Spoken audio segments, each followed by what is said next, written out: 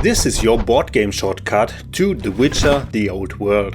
You fought wyverns in the wilds, argued with sorceresses and tracked monsters for coin. And now you're here with a big board game box and no idea where to begin. Don't worry, whether you're new to board games or just curious how The Witcher plays as a board game, this video will guide you through everything you need. First, I'll walk you through the setup and what everything on the table means. Then I'll give you a quick overview of how a round works, what players actually do on their turn. And after that, we'll dive into the game's 3 phases, one by one with clear examples.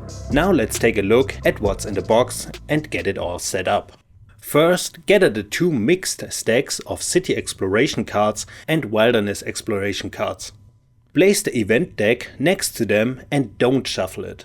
Place the potion cards here next to the game board. For games with 2 or 3 players, retrieve 1 attribute trophy card for each attribute: combat, defense, alchemy and specialization. Stack them nearby, leaving the rest aside for now. If you're playing with 4 or 5 players, you'll need all 8 cards. All Witcher cards share the same bag, so pay close attention. You can recognize the starting Witcher cards by the small symbol in the top right corner. Each player receives 10 of these. Now shuffle all Witcher cards that don't have a Witcher school symbol. Then draw cards from the deck until you find 3 with a cost of 0 and place them face up. If there are any extra cards, shuffle them back into the deck. After that, draw 3 more cards and place them in the remaining 3 slots, no matter their cost. Next, sort the location tokens by terrain type: forest, mountain and water. Then draw 1 random token from each pile and place it face up on the matching spot on the game board. Now it's time for the monsters. Take the monster cards along with the matching tokens. Sort them by rank and create face down stacks using the tokens. If you're playing with 3 or more players, draw 3 tokens from the level 1 stack. Each location token shows a specific place on the game board. Place the 3 monster tokens face down on the matching locations. If you're playing a 2-player game, draw only 2 monster tokens from the level 1 stack and take a third one from the level 2 stack instead. Now reveal the monster tokens on the board. Find the 3 matching monster cards and place them next to the corresponding location tokens. So now you know where each monster is waiting for you. With the monsters in place, set the shuffled monster attack deck nearby. It'll come into play during fights. Set up a supply of coins. By the way, the color doesn't matter, they all have the same value. Keep the poker dice within easy reach along with the tavern closed token. Now that's the core setup done. Time to prepare your Witcher. Each player chooses a character board and gathers their matching components. The Witcher figure with a colored base goes on the starting location of their Witcher school. Then there are the medallion trophy cards and your shuffled starting Witcher deck, the one marked with the same symbol as your board in the top right corner. Then take 5 wooden cubes, a shield marker, your victory marker and 2 reference cards. And if you like, feel free to give your Witcher a different name. Each player takes their starting gold and cards according to the table shown. If you're playing with more than 3 players, create a second stack of level 1 monster tokens. Use 1 token in a 4-player game and 2 in a 5-player game. This helps ease you into the game without facing tough monsters too early. To wrap up the setup, in games with 4 or more players, everyone gets a small boost. Choose 1 attribute and raise it by 1. You're now ready to start playing. But how does the game actually work? The Witcher: Old World is played turn by turn, until 1 player earns the 5th victory point through battle. Each turn consists of 3 phases. Here's a quick overview. In the first phase, you move your Witcher using the cards in your hand. Once you arrive at a location, you may perform its action. These are always shown just below the location on the board. You'll also be able to level up your attributes on your player board, which gives you an edge in combat. Phase 2 is where things get more intense. You can meditate, explore new places or dive straight into combat, either against monsters or other Witchers. In the third phase, you'll draw new Witcher cards to improve your deck and prepare for future fights. We'll now walk through each phase step by step, so that you're fully prepared to jump into the game. The cards in your hands are multi-purpose. We'll also use them later in combat, but during the first phase, when it's time to move, All that matters is the terrain symbol at the bottom of each card. You can move to a connected location by discarding a card with the matching terrain symbol. Place the card on your discard pile and move your Witcher to the new location. There you're allowed to perform the location action, but you don't have to. You can do this as many times as you have matching cards in hand, but you don't have to move at all. You could stay where you are for your whole turn, but without moving you won't be able to perform any location action. If you want to use the action of the location you started on, you'll need to leave it and come back. If you don't have the right terrain card to reach a connected location, you have two options. Either discard any two other cards, or discard one card and pay 1 coin to make the move. Even if you return to the same location during your turn, you can only perform its action once. Dice Poker gives you a chance to earn some gold, or lose it. When you choose this action at a location with the Dice Poker icon, you're playing against the locals. Start by putting one of your own coins into the pot. Then add 2 more coins from the supply. That's your total prize pool. Both you and the player representing the locals take a set of 5 dice and roll them simultaneously. Then the other player, rolling for the locals, may re-roll once. After that, it's your turn. You may re-roll once as well. Once the final dice are set, compare the results. The stronger hand wins and takes the pot. If both players have the same type of hand, say a pair, then the higher numbers win. It works like classic poker. You'll find the full ranking here in the rulebook. Some locations let you upgrade your attributes: combat, defense, alchemy or specialization. Pay close attention to the lesser than equal to symbol shown on some location actions.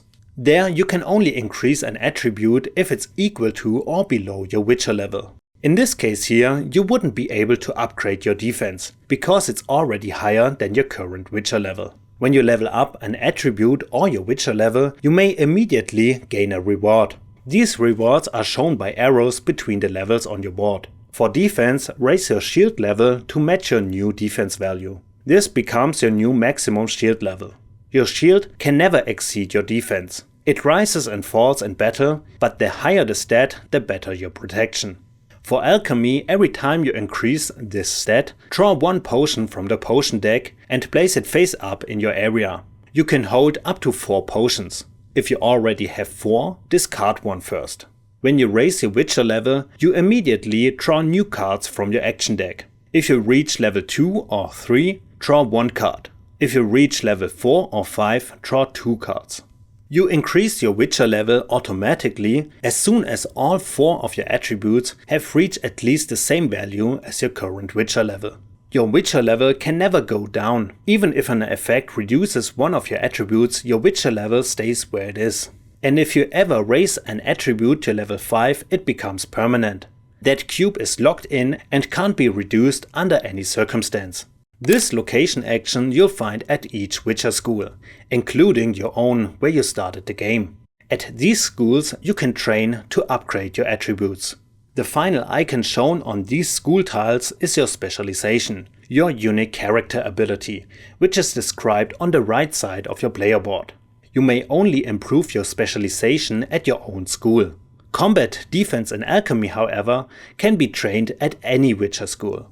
The cost depends on the level you're upgrading to. You pay a number of coins equal to the new level. So in this case, raising combat to level 2 costs 2 coins. Defense to level 3 costs 3 coins, and so on. And remember, you can only perform 1 location action per movement, and each location action only once per turn. So you can only upgrade 1 attribute by 1 level at a time. If you're wondering what exactly these attributes do, we get to that soon, when we talk about combat. At locations with the potion symbol, you may take 1 potion card from the top of the potion deck and place it face up near your player board. Just remember, you can never have more than 4 potions at a time, regardless of your alchemy level. At some locations you'll see an icon that lets you remove a card from your hand permanently. Yes, burn it. Or just place it back in the box, that works too. After doing so, you get to take 1 of the open action cards from the display. But there's a catch. The new card must have a cost that's no more than 1 higher or 1 lower than the card you just trashed. You can find the cost of each card in the bottom right corner. That's its value for this purpose. Once you've picked a card, you take it directly into your hand, then shift the row and refill the slot. There's another version of this action too. Instead of trashing from your hand, you burn 2 cards straight from the display. Remove them from the game, slide the cards over, and add 2 new ones from the top of the deck. This might improve your options for the third phase. If you're completely broke when you do this, you can take 1 coin from the supply. Like with all location actions, if there are 2 parts, you can do just one, both in any order, or skip them entirely. It's totally up to you. At some locations, you'll hear rumors about nearby monsters. This action gives you 1 gold from the supply, nice start. But more importantly, you get a lead, and here's how it works. Choose one of the 3 monsters currently on the board, then take a location token that matches the terrain type it's currently in, forest, mountain or water, and place it face up near your player board. Place 1 gold from the supply onto the token. This is your rumor, a clue. Later, when you reach that location, collect the coin and flip the token. It becomes a trail. A trail gives you a big advantage. You'll get to strike first when fighting that monster. Think of it like stalking your prey. You've gathered enough information to catch it off guard. If you don't have a trail token, the monster gets the first move. You still know roughly where it is, but it'll be the one ambushing you. If you're familiar with the video games, this should feel right at home. You're doing some classic Witcher legwork. There are other effects in the game that might give you a trail directly, without needing to follow a rumor. In that case, you skip the coin, but you still get that valuable first strike. And one more thing, it's no use having more than 1 trail token for the same type of terrain. You can only gain 1 first strike per monster. Once the monster is defeated, all trail and rumor tokens linked to it go back to the supply, yours and everyone else's.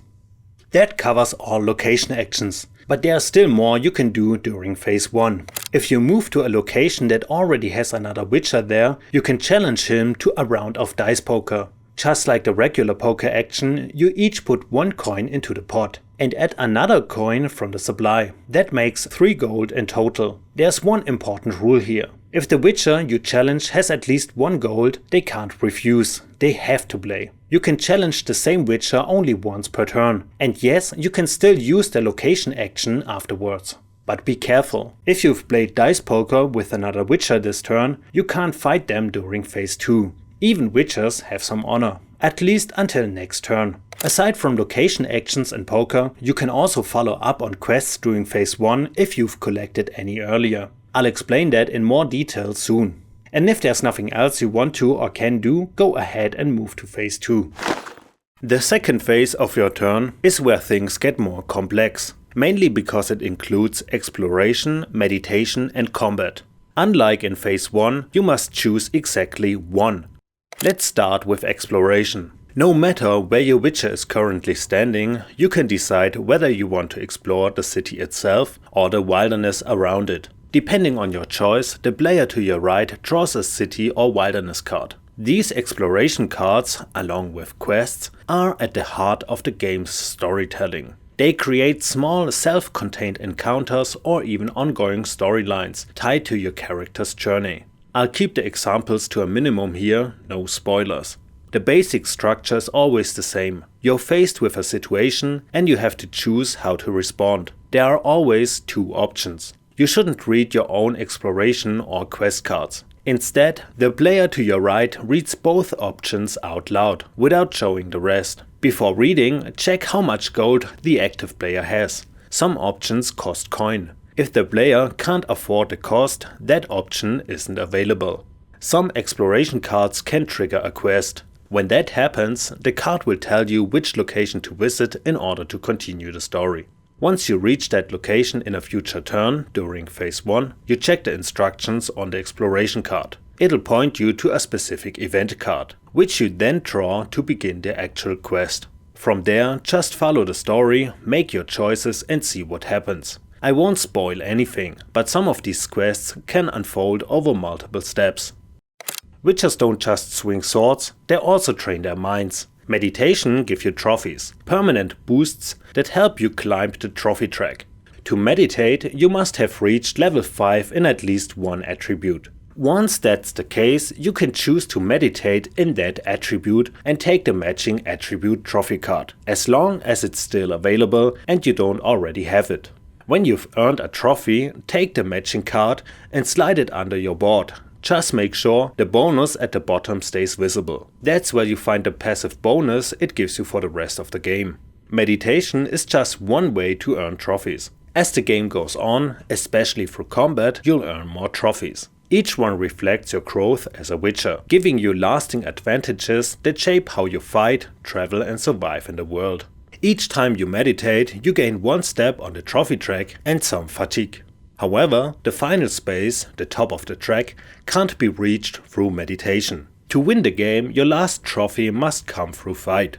So if you're already on a fourth space and choose to meditate, you simply skip the movement on the track. You still get the trophy and its effect, but no step forward on the trophy track and thus no fatigue.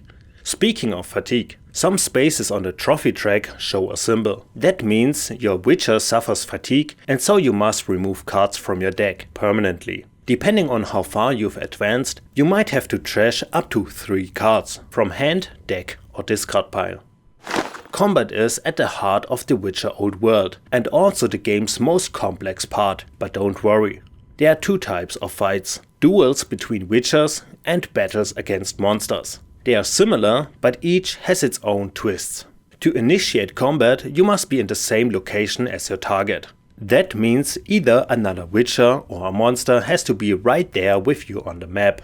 In Witcher duels, the player who starts the fight goes first, and the other Witcher can't refuse to join. There's no backing out. If someone challenges you to a duel, it's on. If you're not involved in a Witcher duel, you can wager 1 gold from your own supply by placing it on one of the 2 wager spots on your player board. One for the attacker and one for the defender. After the fight, if your guess was correct, you get your gold back plus bonus gold equal to the winner's position on the trophy track. But if you guessed wrong, your gold is lost and goes straight back to the common supply. Whether you're attacking or defending, start by keeping the cards in your hand, don't shuffle those. Shuffle your draw and discard piles together and place them face down. That's your life pool, your health during the fight. Every time you take damage, you lose cards from this stack. To prepare the monster for the fight, take the corresponding monster card from the board and read it out loud. Right away you'll see its strength, for example 10 or 18. That number tells you how many life cards the monster gets from the fight deck. That's how the monster's health is represented during the battle, 1 card for each point of strength. If you have a trail token for this monster, that is a location tile showing the monster's terrain with no coin on it and not tied to a quest, you strike first. If not, the monster takes the first turn. To resolve the monster's attack, another player steps in and decides the attack type, charge or bite. Then flips the top card from the monster's life pool and applies the effect. The top half is the charge attack and the bottom half is the bite. Each sword icon on the chosen attack deals 1 point of damage to the Witcher. Before you start losing cards from your life pool, you reduce your shield level, 1 step per damage. So if the monster deals 5 damage and your shield is at 3, you lower it to 0 and then discard 2 cards from your life pool deck. If your life pool runs out and you still have to take damage, you must start discarding cards from your hand, 1 for each remaining point. And if your hand is empty too, you're defeated. The monster wins the fight. Unlike you, the monster doesn't have a shield or a hand, just its life pool. When you attack, any damage you deal is applied directly by discarding that many cards from the top of the monster's life pool. Once the monster's deck is empty, it's dead, and the fight is over. That might sound simple, but monster attacks can be brutal. A single card can hit harder than you expect, and leave lasting effects beyond just losing life cards. But you've got a few tricks to survive. Your Witcher's specialty, trophies and potions.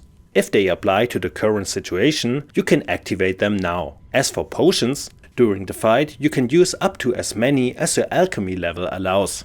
To keep track, flip used potions face down near your board, and don't discard them yet. Once the fight is over, all used potions are placed into the potion discard pile.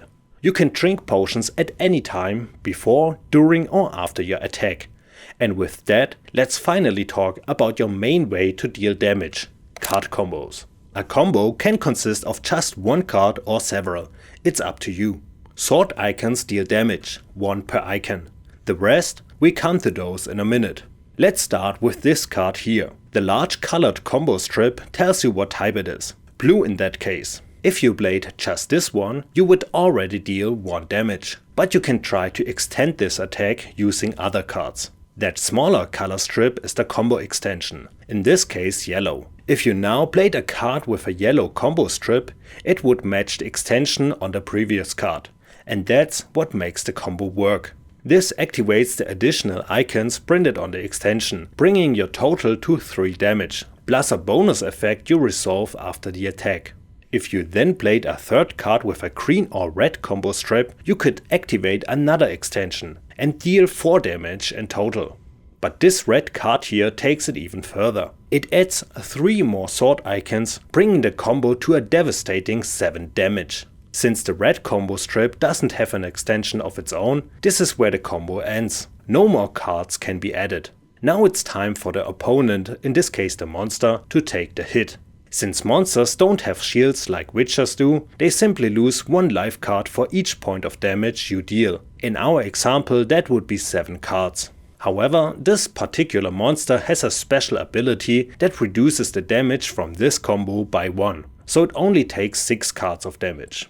Now let's resolve the additional symbols from the combo. This one here, the torn card icon, means you can take the top card from your discard pile and add it to your hand. That doesn't include the cards you just played for the combo. They are still active on the table and only go to the discard pile after your attack turn is done. There's also a downside symbol to watch for. Normally, after an attack, you draw as many cards as your combat level, and that's how you refill your hand. Red would normally draw 3 cards here, but one of the symbols in the combo reduces that to 2. And just a reminder, witchers can't hold more than 7 cards. If you hit that during your draw, you stop. Now that all combo symbols have been resolved, Red draws his 2 cards and places the cards he played this turn into his discard pile. Now it's the monster's turn again. The monster player goes with a bite this time and hits hard. This forces Red to lower his combat level by 1. This monster is rank 3, so its attack deals 2 damage, and with no shield left, Red takes the full hit. Red strikes again, but this card deals no damage. If Red played only this one, the effect would trigger immediately, and the monster would move on to its next attack. No combo, no follow up. But Red has 1 more card in hand, and that's what activates this effect here. It means that after the combo is resolved, you can return that card to your hand, instead of discarding it unlike the others. The shield symbol lets you raise your shield marker by 1, but never beyond your current defense level. And from here the fight goes back and forth, attack after attack, until someone breaks. A fight can end in a couple of different ways. Witches are defeated when they run out of shield, then life cards and finally hand cards, in that order. Once all 3 are gone, you're knocked out. Monsters on the other hand are defeated once their life pool is completely gone. There's one rare but important edge case to be aware of. If you run out of cards during your own attack, you collapse. You're knocked out. Normally that would mean the monster wins. But if the monster has only 1 or no life card left when this happens, it can't kill you. It flees instead. Maybe you delivered a near lethal blow, but fainted before finishing the job. The monster, barely hanging on, retreats. This is called driving the monster away, and it's not the same as defeating it. You don't earn a trophy, but you do still get a reward. More on that in a minute.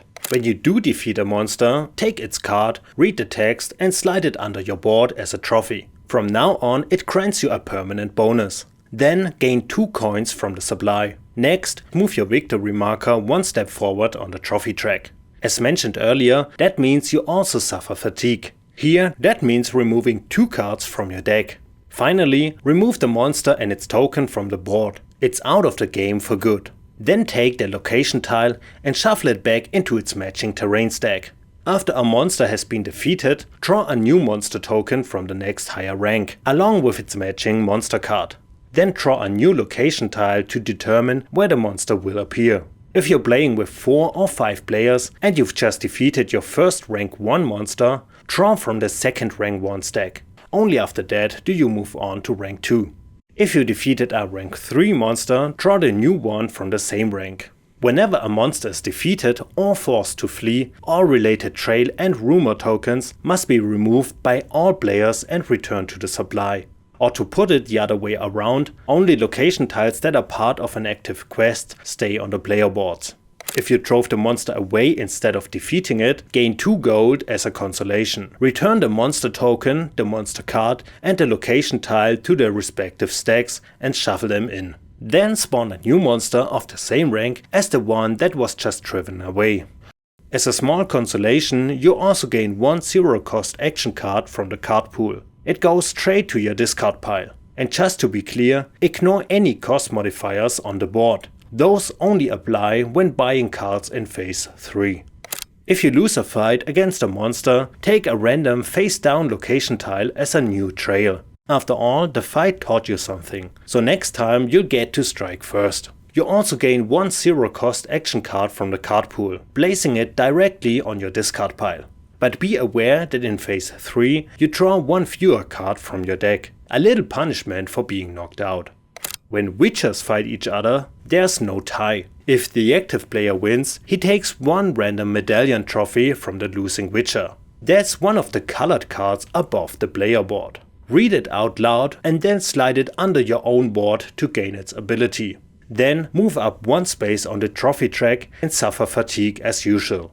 Finally, take gold equal to the defeated witcher's current trophy track position. 2 coins in this example. If you were attacked and lost, add a zero-cost card to your discard pile and draw 3 cards immediately. That way, your hand is ready for your next turn. If you were attacked and won, you don't get a trophy, but you do gain gold based on your opponent's position, and you may immediately draw 4 cards. If you were the attacker and lost, you also add a zero-cost card to your discard pile. But unlike the defending witcher, you'll continue with phase 3 as usual, just drawing 1 less card. For witcher duels, there's a special case. If both witchers use their last card in the same round and bring each other to 0 life simultaneously, the win goes to the witcher who played the final card that caused the tie. That one decisive blow settles the duel. No matter the outcome of a fight, whether you won or lost, battled a monster or another witcher, whether you were the attacker or defender, you always restore your shield to its maximum, based on your current defense level. Then shuffle all your witcher cards to form a new deck. If the fight was against a monster, return all monster fight cards to the main stack and shuffle them as well. If any bystanders placed a wager on a witcher duel, they now resolve their bets, win or lose. Whenever a witcher duel ends, place the Tavern Closed token where the duel happened. No more fights until the next breaks out somewhere else. At that point, the token is removed and placed at a new spot. And now that the battle's over, the active player moves on to phase 3, which is exactly where we headed next. Phase 3 is a moment of rest for your witcher. Cast aside as many cards as you see fit, then draw until your hand holds 3. Should your deck run dry, reshuffle your discard pile into a new one. Next, buy exactly 1 witcher card from the display. Pay by discarding as many cards from your hand as shown on the card, plus any cost modifier beneath it. This one here costs all 3 of your cards. That one just 1. And this one on the far right is free to take. But note, it doesn't get better than free. So a zero-cost card on the rightmost slot doesn't grant you an extra card. Outside of this step in phase 3, ignore the cost modifiers. Whenever a card is taken from the display, shift the remaining ones to the right and refill the row. And with that, your turn's done. Now the next witcher sets off with phase 1. Here's a rough guide to the phases straight from the board layout. Phase 1 plays out mostly on the main game board. Phase 2 is all about fights, exploration and event cards. And phase 3, that's when you draw from the display. Once a player reaches the final trophy space by winning a fight, he or she wins and the game ends. The Witcher Old World is on the table and you're set to make your own path. If this video helped you out, let me know in the comments. I'd love to hear what you think. I'm considering a follow-up video for the Monster Hunt expansion and maybe even a look at a homebrew variant to speed up the game for larger groups. If that's something you'd like to see, or if you're curious about other expansions, feel free to share it in the comments. And if you don't want to miss any of that when it happens, you can subscribe and keep an eye out.